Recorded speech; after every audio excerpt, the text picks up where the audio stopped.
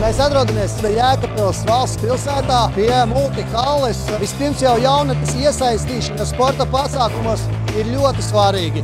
Tas ir ne tikai fiziskais un veselība, bet tā ir arī komunicēšana, tā ir arī socializēšanās, veidojas arī sadarbībā ne tikai pilsētas vai novada iekšienē, bet visas Latvijas mērogā.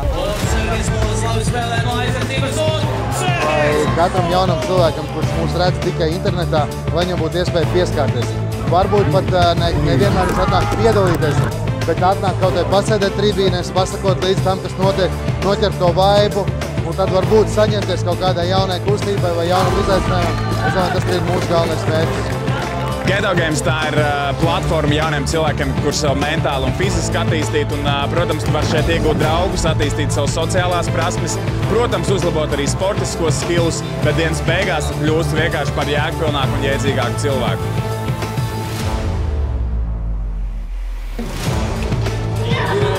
Getiņš ir vienmēr atbalstāms arī no pašvaldības puses, jo geto, kā es teicu, ir jaunatnes saliedēšanas un pareizā virziena novirzīšanas tāds pasākums. Getiņš tā ir ceļošana pa visu Latviju, to saka mums vecāki, to saka mums dalībnieki, un tā ir lieliski iespēja iepazīt gan dažādas pilsētas, gan arī iepazīt jaunus pretiniekus un, protams, turpināt pilnveidot savu skilu, nemitīgi cīnoties ar cilvēkiem, ar kuriem tu esi ikdienā kopā. Spējīgus, radošus, jaunus cilvēkus, tāpēc nākat piedaloties spēlēt, un es domāju, tā ir perfekta vieta, kur baudīt savu jaunību. Visiem čau!